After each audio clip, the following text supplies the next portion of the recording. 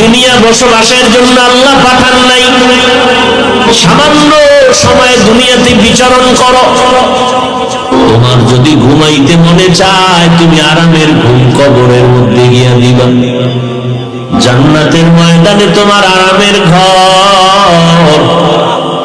আর দুনিয়াতে যারা আরাম করার চিন্তা করবা, পরকালে তাদের কোনো অশান্তির শেষ হবে না।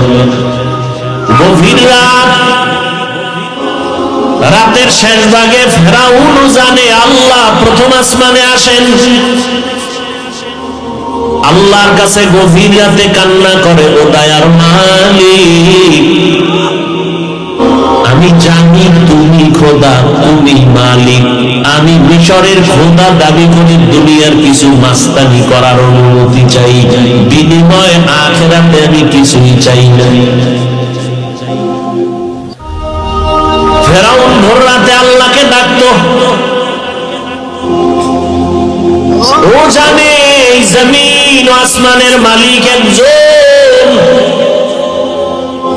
দুনিয়ার শান্তি চাইছে, আল্লাহ কয় যে চাই আমি তাকে দিয়ে দেই, দ্রুত দিয়ে দেই। তবে মুমিনরা দুনিয়ার পেছনে পড়বা না। দুনিয়াটা কেমন জানি?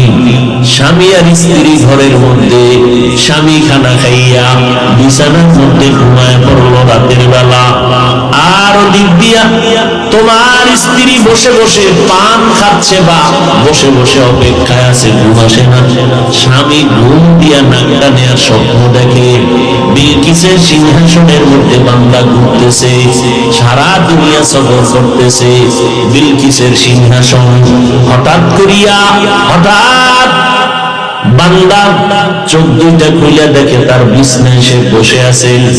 দুনিয়াটা এমন, তাকায় দেখতেছো মনে হয় যেন দুনিয়া একটা জান্নাত, গুলশান বাড়ি দ্বারা, এগুলোর কোনো মূল্য নাই। লা ইয়াগুররান্নাকা তাকাল্লুবুল্লাযীনা কাফারু ফিল বিলাদ, মাতাউন কালিলুন